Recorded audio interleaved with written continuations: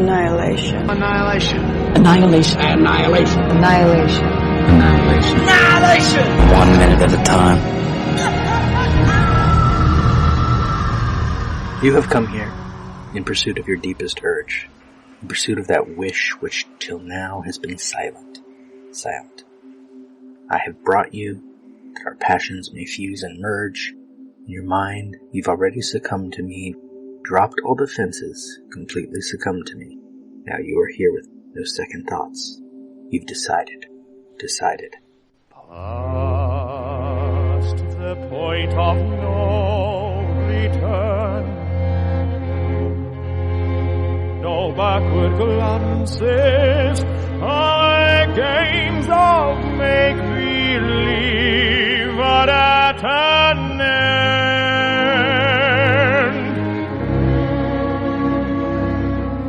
Past all thought of if or when, no use resisting, abandoned thought and left the dream descend. What raging fire shall flood the soul? What rich desire unlocks its door? What sweet seduction lies before us? Past the point of no return, the final threshold, what woman's spoken secrets will we learn beyond the point of no return? Andrew Lloyd Webber, The Point of No Return. Caption: The Shimmer. And the script cuts to exterior, the sky, day. But really we're getting to the original placement of Lena and Kane in bed from minute 19. So, in the script, Lena's transition into the Shimmer is her scene with Kane, rather than her scene with Daniel. At the end of that scene, Lena and Kane start kissing, passion, then from their lovemaking, the script cuts to the full moon, suspended in the blue, crater patterns only faintly visible in daylight. Then the moon shimmers, and then like a cell under a microscope, the moon starts to divide. Cut to interior, tent, day. Lena, waking with a jolt, wearing a t-shirt and underwear, looking around, surrounded by bright orange. Taking a moment to understand she is inside a tent. In Jeff Vandermeer's novel, the biologist describes their entering Area X. Quote, "To reach the border, we each had to enter a separate bright white room with a door at the far end and a single metal chair in the corner. The chair had holes along the sides for straps. The implications of this raised a prickle of alarm, but by then I was set in my determination to reach Area X. The facility that housed these rooms was under the control of the Southern Reach, the clandestine government agency that dealt with all matters connected to Area X. There we waited while innumerable readings were taken and various blasts of air, some cool, some hot, pressed down on us from vents and ceiling. At some point, the psychologist visited each of us, although I do not remember what was said. Then we exited through the far door into a central staging area, with double doors at the end of a long hallway. The psychologist greeted us there, but the linguist never reappeared. She had second thoughts, the psychologist told us, meeting our questions with a firm gaze. She decided to stay behind. This came as a small shock, but there was also relief that it had not been someone else. Of all of our skill sets, linguist seemed at the time most expendable. After a moment, the psychologist said, "Now clear your minds." This meant she would begin the process of hypnotizing us so we could cross the border. She would then put herself under a kind of self-hypnosis. It had been explained that we would need to cross the border with precautions to protect against our minds tricking us. Apparently hallucinations were common. At least, this was what they told us. I no longer can be sure it was the truth. The actual nature of the border had been withheld from us for security reasons. We knew only that it was invisible to the naked eye. So when I woke up with the others, it was in full gear, including heavy hiking boots, with the weight of 40-pound backpacks and a multitude of additional supplies hanging from our belts. All three of us lurched, and the anthropologist fell to one knee while the psychologist patiently waited for us to recover. "I'm sorry," she said. That was the least startling re-entry I could manage. The surveyor cursed and glared at her. She had a temper that must have been deemed an asset. The anthropologist, as was her way, got to her feet, uncomplaining, and I, as was my way, was too busy observing to take this rude awakening personally. For example, I noticed the cruelty of the almost imperceptible smile on the psychologist's lips as she watched us struggle to adjust, the anthropologist still floundering and apologizing for floundering. Later I realized I might have misread her expression. It might have been pained or self-pitying. We were on a dirt trail strewn with pebbles, dead leaves, and pine needles, damp to the touch. Velvet ants and tiny emerald beetles crawled over them.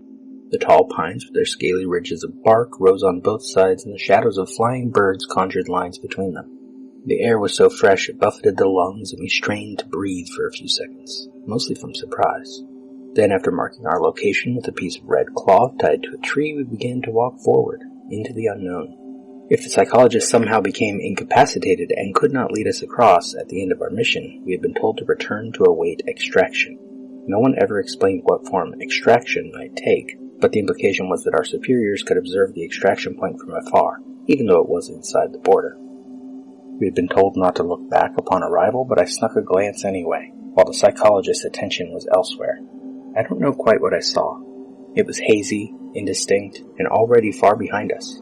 Perhaps a gate, perhaps a trick of the eye. Just a sudden impression of a fizzing block of light fast fading." End quote. In Roadside Picnic, by Arkady and Boris Strugatsky, entering the zone is a little more eventful. Quote, "We glide slowly to the end of the street at the bend. Kirill looks at me. Should I turn? I wave him on. Go in lowest gear. Our boot turns and drifts in lowest gear over the last few feet of human land. The sidewalk's getting closer and closer. There's the shadow of the boot inching over the brambles. Here's the zone. And instantly a chill runs down my spine. I feel it every time, but I still don't know whether it's the zone greeting me or a stalker's nerves acting up. Every time I figure I'll go back and ask others if they feel it too, and every time I forget. Alright, so we're drifting peacefully above the abandoned gardens. The motor under our feet is humming steadily and calmly. It doesn't care, nothing can hurt it. And here my tender cracks. We don't even make it to the first marker before he starts babbling. You know the way novices babble in the zone. His teeth are chattering, his heart is galloping, he's out of it, and though embarrassed, he can't get a grip. I think this is like diarrhea for them. They can't help it. The words just keep pouring out. And the things they'll talk about. They'll rave about the scenery, or they'll philosophize about the aliens, or they might even go on about something totally irrelevant. Like our tender here. He's started in on his new suit and now just can't shut up about it. How much it cost, and the fine wool it's made of, and how the tailor changed the buttons for him. Be quiet, I say. He gives me a sad look, smacks his lips, and goes on again, now about the silk he needed for the lining. Meanwhile the gardens are ending. We're already above the clay wasteland that used to be the town dump, and I notice a breeze. There was no wind a moment ago, but suddenly there's a breeze. Dust clouds are swirling, and I think I hear something. Quiet, asshole, I tell Tender. No, he just can't shut up. Now he's going on about the horsehair. Alright, no help for it then. Stop, I tell Kirill. He stops immediately. Quick reaction, good man. I take Tender by the shoulder, turn him toward me, and smack him hard on his visor. He slams nose first into the glass, poor guy, closes his eyes, and shuts up. And as soon as he quiets down, I hear crack, crack, crack, crack, crack, crack.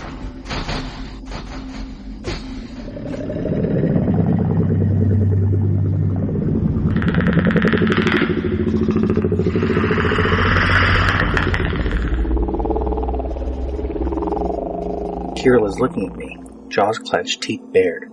I hold up my hand. Don't move, for God's sake, please don't move. But he also hears the crackling and, like any novice, feels the need to immediately do something. Go back, he whispers. I desperately shake my head and wave my fist right in his visor. Cut that out, for God's sake. You never know which way to look with these novices, at the zone or at them. And here my mind goes blank. Over the pile of ancient trash, over the colorful rags and broken glass, drifts a tremor, a vibration, just like the hot air above a tin roof at noon. It floats over the mound and continues, cuts across our path right beside a marker, lingers over the road, waits for half a second, or am I just imagining that, and slithers into the field, over the bushes, over the rotten fences, toward the old car graveyard. Damn these eggheads, a great job they did. Ran their road down here amid the junk. I'm a smart one myself. What on earth was I thinking while moving over their stupid map? Go on at low speed, I tell Kirill. What was that? God knows. It came and went, thank God. And shut up, please. Right now you aren't a person. Got it? Right now you are a machine. My steering wheel, a lever. At this point I realize that I might be getting a case of verbal diarrhea myself. That's it, I say. Not another word. Damn, I need a drink. What I'd give to take out my flask, unscrew the lid slowly, deliberately put it to my mouth and tilt my head back so it could pour right in. Then swirl the liquor around and take another swig. I tell you, these spec suits are a piece of shit. I've lived for years without a spec suit, Lord knows, and plan to live for many more. But not having a drink at a time like this?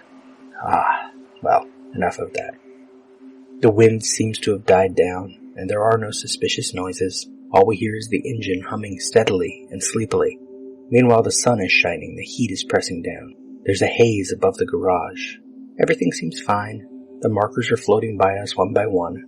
Tender's silent, Kirill's silent. They are learning, the novices. Don't worry, guys. Even in the zone, you can breathe if you know how. And here's the 27th marker. A metal pole with a red 27 on it. Kirill looks at me. I nod at him, and our boot stops. The fun and games are over. Now the most important thing is to stay completely calm. We're in no hurry, there's no wind, and the visibility is good. Over there's the ditch where the slug kicked the bucket. You can make out something colorful in there, maybe some clothes of his.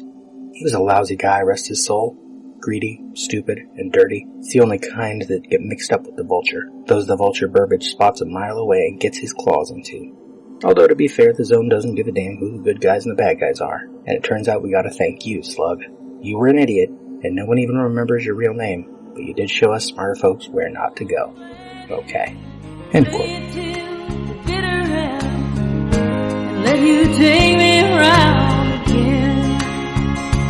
Oh, take me around again. I'll let you take me around again. Take me around again.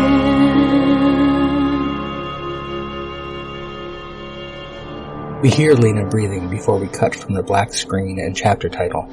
Not to Lena and the other women within the Shimmer just yet, but a flashback. Lena, naked, her back to us in a dark room. Second 6. We do not immediately see what man is beneath her, but she is clearly in the middle of having sex. We have seen this room before. It is Lena's bedroom, last seen minute 21. But the movie is coy. 3 times Lena rocks forward and back. Then second 11 cut to Lena, shoulders up from her left, to same position. She rocks and her change in breathing suggests a climax before second 18 cut to Daniel, from his right, on his back, in the bed, looking up. They are not framed in the same shot. They are not intimately framed together as she and Kane were. It is impersonal, and deliberately so, and yet the sound suggests that they climax together. Second 22, other sounds invade the scene. Quiet, subtle, rain. Then second 23 cut to an image that is not immediately identifiable. Mostly yellow, blurry, sliver of light and some other scene in the top left quadrant of the frame. The camera rises and we should realize that we are inside a tent, its door just barely open. Sunlight and trees outside. The sound of light rain and birds singing. We likely do not notice that the bird's song is double. It has a slight echo to it. We would not know the first time through to listen for such a thing. Second 30, cut to, interior, tent, morning. Lena wakes suddenly, but not, as the script says, with a jolt. She is not stripped down to her t-shirt and underwear as in the script, but sleeps instead in her uniform. As in the script, she looks around, taking a moment to understand she is inside a tent. Second 39, she starts to turn, and we cut to angle toward door of tent from the opposite side. Lena lies with her head toward us, but is already moving to get up on one elbow. Her rifle is on the floor of the tent to the right of her air mattress. She rises onto her hands and looks around some more. Toward camera, then toward the front of the tent. She hesitates. We hear another bird call. To get ahead of ourselves. In the Encyclopedia of Fantasy, John Clute and John Grant suggest that a wonderland may, quote, at any point be refuted. Indeed, that is precisely how Alice escaped in the end of Alice's Adventures in Wonderland. by drawing attention to the rules which fabricate the world, at which point the dream palaces collapse into a pack of cards." End quote.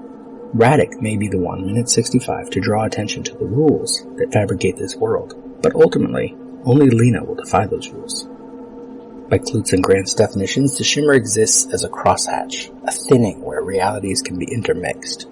Annihilation, then, is not entirely science fiction, but fantasy built on a foundation of cosmic horror.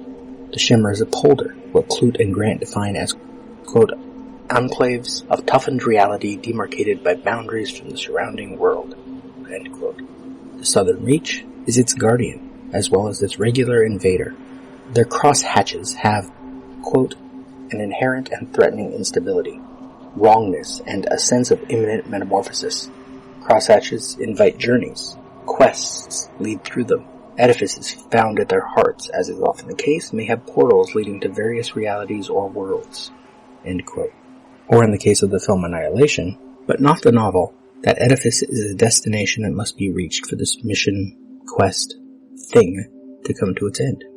For Lena to escape this pocket reality, this time loop, or whatever this alien bubble landscape is, in the more meaningful, less literal sense.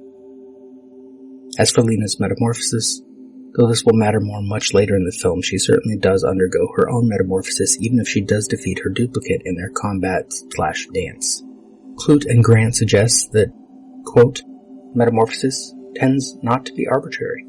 Often it reveals the real nature of the subject, end quote. Lena must face her duplicate, an oppressive representative of her depression, her grief, her infidelity, in order to emerge as a metamorphosed whole. This puts Annihilation quite securely in the camp of fantasy more than science fiction, though still in the realm of a journey into Ballardian inner space.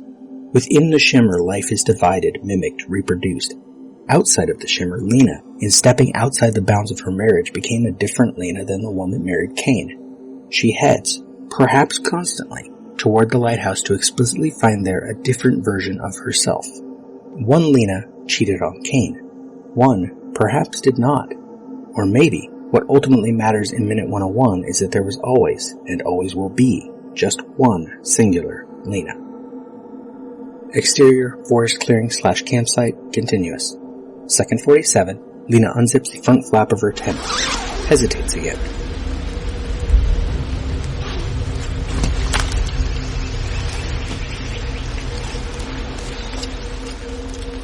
In slowing down this moment, the placement of her tent is interesting.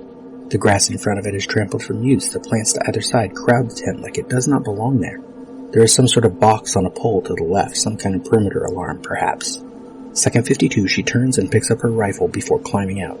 Second 54, rifle in her right hand, she puts her left hand on the ground outside the tent. She gets to her feet, second 56, and moves forward, toward camera. Second 59, fully upright, she stops, and time runs out for this minute.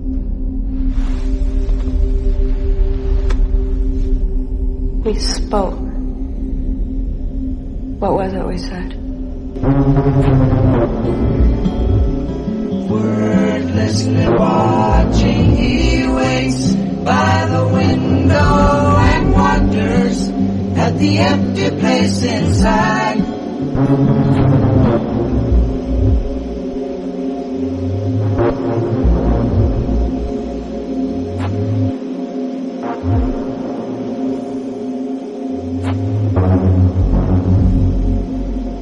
Annihilation is all we are. Annihilation.